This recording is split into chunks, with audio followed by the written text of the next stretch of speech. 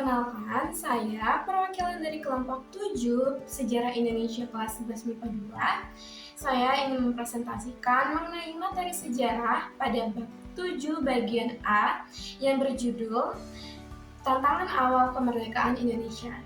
Tidak berlama-lama lagi, langsung saja kita ke materinya. Check it out! Sebelum ke pembahasan materinya, terlebih dahulu saya ingin memperkenalkan nama-nama anggota kelompok saya. Yang pertama ada Eka Rosinur, nomor absen 12, dan yang kedua ada Muhammad Abdul Ramadan, absen 25, dan yang ketiga ada saya sendiri, Rahma Amalia Aziz, nomor absen 31, dan yang terakhir atau yang keempat ada Tia Samadani, nomor absen 38. Pada materi tantangan awal Indonesia Merdeka kali ini, pembahasannya dibagi lagi menjadi 3 subbab materi, yaitu yang pertama ada kondisi awal Indonesia Merdeka, baik dari segi politis, ekonomi, pendidikan, dan juga hasilnya. Dalam segi ekonomi, kondisi ekonomi negara sangat memprihatinkan pada awal kemerdekaan Indonesia, sehingga terjadinya inflasi keuangan. Hal tersebut dikarenakan peredaran mata uang negara Jepang yang tak terkendali, nilai tukar rendah, dan pemerintah RI tidak dapat melarang peredaran mata uang tersebut. Selain peredaran mata uang negara Jepang, pada kala itu juga beredar mata uang lainnya, seperti mata uang di Javas Jepang, mata uang Hindia Belanda, dan sejak datangnya NICA atau NICA ke Indonesia, mereka juga memperlakukan mata uang NICA. Hal tersebut menyebabkan Jakarta menjadi kacau sehingga pada tanggal 4 Januari 1946, ibu kota sempat berpindah dari Jakarta ke Yogyakarta. Untuk mengatasi masalah tersebut, akhirnya pemerintah RI pada tanggal 1 Oktober 1946 berhasil mengeluarkan uang RI yang diberi nama ORI atau Uang Republik Indonesia. Dalam segi politis, pada masa awal kemerdekaan Indonesia, negara Indonesia masih belum tentram, masih belum aman, dan masih banyak ketegangan serta insiden-insiden kericuhan masih terus terjadi. Karena selain harus menghadapi negara Jepang dan negara Inggris atas nama sekutu, negara Indonesia juga masih harus menghadapi negara Belanda atau NICA, yaitu Netherlands Indies Civil Administration. Dan pada masa awal kemerdekaan Indonesia kala itu, sistem pemerintahan masih belum dibentuk, undang-undang dasar masih belum dibentuk, belum diangkatnya presiden dan wakil presiden, dan lain-lainnya. Sehingga PPKI dan para anggotanya melakukan sidang yang menghasilkan Undang-Undang Dasar Negara 1945, diangkatnya presiden dan wakil presiden kala itu, yaitu Bapak Soekarno dan Bapak Muhammad Hatta sebagai presiden dan wakil presidennya, serta untuk keamanan negara bentuklah TNI atau Tentara Nasional Indonesia. Untuk segi pendidikan, Menteri Pendidikan, guru, atau pengajar berhasil diangkat oleh pemerintah, dan pemerintah mulai menyelenggarakan program pendidikan yang diselaraskan dengan kemerdekaan Indonesia. Untuk hasilnya, pada kala itu struktur kehidupan masyarakat mengalami perubahan, sehingga tidak ada lagi diskriminasi dan semua hak dan kewajiban sama. Untuk subpoin kedua, yaitu ada kedatangan sekutu dan Belanda. Hal ini termasuk penyerahan tanpa syarat Jepang pada tanggal 14 Agustus tahun 1945. Penyerahan tanpa syarat Jepang pada tanggal 14 Agustus 1945 membuat analogi bahwa sekutu memiliki hak atas kekuasaan Jepang, terutama wilayah negara-negara jajahan yang masuk ke dalam wilayah sekutu. Belanda juga merupakan salah satu bagian dari sekutu. Dan pada saat Belanda kalah dari Jepang kala itu, Belanda melarikan diri ke Australia. Namun setelah Jepang menyatakan penyerahan dirinya dan Indonesia juga sedang masa vacuum of power atau kekosongan pemerintahan, hal itu membuat Belanda dan sekutu ingin menjajah Indonesia kembali. Sekutu datang ke Indonesia diboncengi oleh NICA setelah Perang Dunia Kedua melalui perundingan antara Inggris dan Belanda. Penyerahan Indonesia dari tangan Inggris ke Belanda terjadi 2 fase. Fase yang pertama, sekutu mengadakan operasi militer guna memulihkan ketertiban dan keamanan. Fase yang kedua, setelah keadaan normal, pejabat Nica mengambil alih tanggung jawab Inggris melalui sekutu. Setelah Jepang menyerah pada tanggal 15 Agustus 1945, pada tanggal 24 Agustus 1945 perundingan tersebut disahkan. Setelah penyerahan tanpa syarat Jepang pada tanggal 14 Agustus, di tanggal 24 Agustusnya perundingan tersebut disahkan. Sehabis itu, ketika informasi dan persiapan dipandang cukup, Louis Mountbatten membentuk Komando Pasukan Khusus AFNE, yaitu Allied Forces Netherlands East Indies, yang dipimpin oleh Sir Philip Christison, yang bertugas sebagai menerima penyerahan kekuasaan Jepang tanpa syarat, membebaskan para tawanan sekutu, mengucuti dan mengumpulkan orang-orang Jepang yang kemudian dipulangkan ke negaranya, mempertahankan dan menegakkan keadaan damai, menciptakan ketertiban dan keamanan, lalu diserahkan ke pemerintahan sipil. Dan terakhir, tugasnya yaitu mengumpulkan penjahat perang untuk diadili sesuai hukum yang berlaku. Pemimpin AFNE yaitu Sir Christison bersedia berunding dengan pemerintah RI untuk mendapatkan bantuan. Oleh karena itu, pada tanggal 1 Oktober 1945, Sir Christison mengeluarkan pernyataan secara de facto tentang negara Indonesia.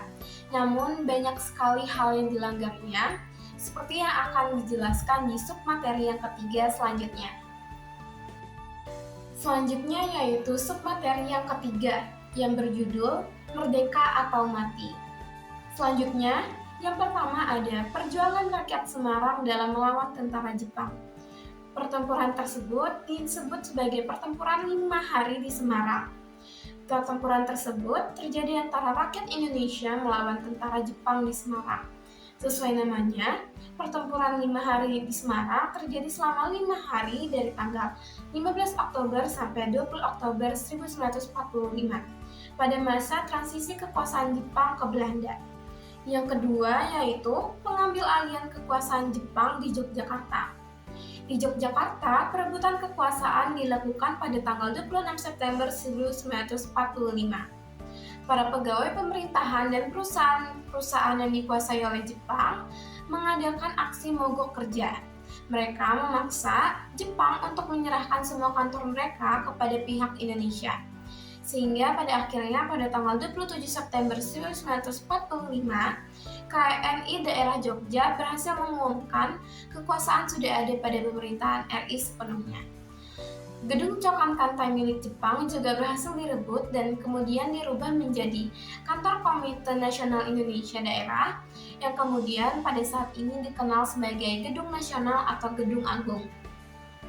1 hari setelahnya, para pejuang yang terdiri dari rakyat, pemuda, dan berbagai kesatuan ingin mengepung markas Asia Butai di Kota Baru, sehingga pada tanggal 7 Oktober akhirnya Kota Baru resmi diserahkan ke tangan Yogyakarta yang dilanjuti dengan pelucutan senjata di Kaigun Maguwo. Setelah pelucutan senjata tersebut, maka Yogyakarta sepenuhnya berhasil di bawah kekuasaan rakyat Indonesia. Peristiwa Palagan Ambarawa terjadi pada 20 Oktober hingga 15 Desember 1945 di Ambarawa. Awalnya, sekutu datang untuk mengurus tawanan, tetapi pada 26 Oktober 1945, mereka diam-diam mempersenjatai tawanan perang Belanda di Magelang dan memicu konflik. Meskipun ada upaya perundingan pada 2 November 1945, sekutu mengingkari persetujuan dan menarik diri ke Ambarawa. Pada 21 November 1945, Indonesia meminta bantuan Tentara Keamanan Rakyat atau TKR dari Yogyakarta karena menganggap situasi berbahaya. Dan pertempuran pun meletus di Ambarawa pada 2 November 1945. Kolonel Sudirman menggantikan Letkol Isdiman untuk memimpin pertempuran dengan taktik pengepungan gelar supit urang. Sekutu berhasil dikurung di Ambarawa. Pada 15 Desember 1945, sekutu menyerah dan menarik diri ke Semarang. Kemenangan ini diabadikan pada monumen Palagan Ambarawa dan diperingati sebagai Hari Jadi TNI Angkatan Darat atau Hari Juang Kartika. Pada tanggal 10 November 1945 terjadi pertempuran besar di Surabaya. Pertempuran tersebut merupakan pertempuran pertama setelah Indonesia mengalami proklamasi kemerdekaan dan suatu pertempuran terbesar dalam revolusi Indonesia yang menjadi simbol perlawanan Indonesia terhadap kolonialisme. Bentrokan-bentrokan tersebut memuncak ketika terbunuhnya Brigadir Jenderal Malabi pada tanggal 30 Oktober 1945. Kematian Brigadir Jenderal Malabi menyebabkan pihak-pihak Inggris marah terhadap pihak Indonesia dan digantikan oleh Brigadir Jenderal Eric Chardon. Brigadir Jenderal Eric Chardon mengeluarkan ultimatum pada tanggal 10 November 1945 yang berisi Indonesia harus menyerahkan persenjataannya dan menghentikan perlawanan terhadap tentara Afnai dan pasukan administrasi Nica, serta akan menggempurkan kota Surabaya apabila orang-orang Indonesia tidak menaati peraturan Inggris. Setelah pertempuran tersebut, Medan Surabaya diberi julukan neraka karena mengalami kerugian yang begitu besar. Tercatat 20.000 warga Surabaya menjadi korban, 150.000 orang meninggalkan kota Surabaya, 1.600 tentara Inggris tewas dan dinyatakan hilang. Pada tanggal 9 Oktober 1945, pasukan yang dipimpin oleh Brigadir Jenderal Kelly tiba di Medan. Pasukan yang diboncengi oleh Nica bertujuan untuk mengambil alih pemerintahan. Hal tersebut memicu perlawanan rakyat Medan. Pertempuran pertama meletus pada tanggal 13 Oktober 1945 antara pemuda dan pasukan sekutu. Para pemuda menyerang gedung pemerintahan yang dikuasai oleh sekutu. Bentrokan-bentrokan tersebut menjalar ke beberapa kota seperti Pemantang, Siantar, dan Brastagi. Karena terjadi banyak insiden, pada tanggal 18 Oktober 1945 sekutu mengeluarkan ultimatum agar rakyat Indonesia menyerahkan persenjataannya. Selanjutnya, pada tanggal 10 Desember 1945, sekutu mengadakan operasi militer besar-besaran terhadap para pejuang Indonesia dengan mengikut sertakan pesawat tempurnya. Para pejuang membalas serangan tersebut sehingga terjadi bentrokan di beberapa kota. Pertempuran Medan Area yang terjadi pada tanggal 13 Oktober 1945 sampai April 1946 telah memakan banyak korban jiwa. Tercatat 7 orang pemuda tewas, 7 orang pasukan Nica tewas, dan 96 pasukan Nica mengalami luka-luka. Yang keenam, ada Bandung Lautan Api. Di Bandung, pertempuran diawali oleh usaha para pemuda merebut pangkalan udara Andir dan pabrik senjata bekas artileri konstruktir Winkel dan berlangsung terus hingga sekutu datang tanggal 17 Oktober 1945. Pada bulan November, pasukan Nica semakin merajalela di Bandung sehingga pertempuran demi pertempuran terus terjadi. Pada tanggal 21 November, sekutu menyuruh para pejuang menyerahkan senjata dan mengosongkan Bandung Utara. Tetapi para pemuda melakukan penyerobotan kendaraan Belanda yang berlindung di bawah sekutu. Peristiwa terburuk terjadi pada tanggal 25 November, yaitu terjadinya banjir besar akibat meluapnya Sungai Cikapundung di Bandung. Hal ini mengakibatkan ratusan korban hanyut, ribuan penduduk kehilangan tempat tinggal, dan hal itu dimanfaatkan oleh musuh untuk menyerang rakyat. Sebelumnya, di tanggal 23 November, pihak sekutu sudah mengeluarkan ultimatum untuk mengosongkan Bandung dan berjarak 11 km untuk menghindari penderitaan rakyat. Dan pemerintahan RI setuju.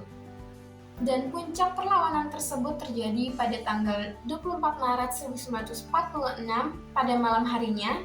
Bangunan-bangunan penting di Bandung mulai dibakar dan sekitar 200.000 warga mengungsi ke Bandung wilayah selatan. Para warga mengungsi dengan membawa barang seadanya dan di tengah malam kota Bandung yang terbakar telah ditinggalkan, menyisakan kenangan perjuangan Bandung Lautan Api. Peristiwa Bandung Lautan Api tersebut menjadi latar belakang lagu Halo Halo Bandung tercipta dan beberapa karya tentang Bandung Lautan Api lainnya. Pada April 1946, tentara sekutu datang untuk menghalangi usaha Samratulangi dalam menyebarkan berita proklamasi di Sulawesi. Samratulangi ditangkap dan diasingkan ke Papua. Rakyat Sulawesi memperoleh berita proklamasi dari tentara Jepang yang memicu pemasangan bendera merah putih sebagai simbol kemerdekaan. Di Sulawesi Tenggara, berita proklamasi diterima di Kolaka dan Kendari, awalnya oleh kalangan Kaigun dan Heiho.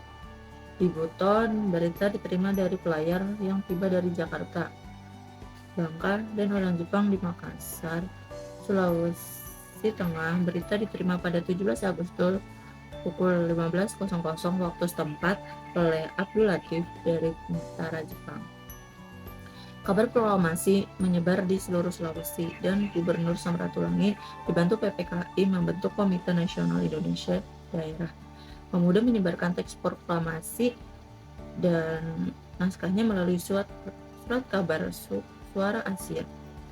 Di Manado, berita pertama kali diterima di markas besar tentara Jepang, lalu disampaikan ke tokoh nasionalis dan disebar ke daerah-daerah seperti Sangieta Laut, Bolang Mongondo, dan Gorontalo.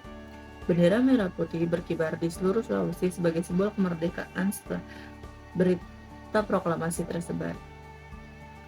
Di Sulawesi Tenggara dikibarkan pada 17 September 1945 dan di La Susua pada 5 Oktober 1945 oleh D. Andi Kasim yang dihadiri oleh Kepala Distrik Patampanua dan dipimpin pemuda RI dari Luwu.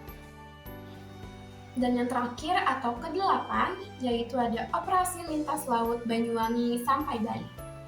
Pertempuran Selat Bali atau disebut juga sebagai Operasi Lintas Laut Banyuwangi sampai Bali merupakan pertempuran amfibi pertama yang meletus pasca proklamasi kemerdekaan Indonesia dan berlangsung pada tanggal 5 April 1946 di perairan Selat Bali.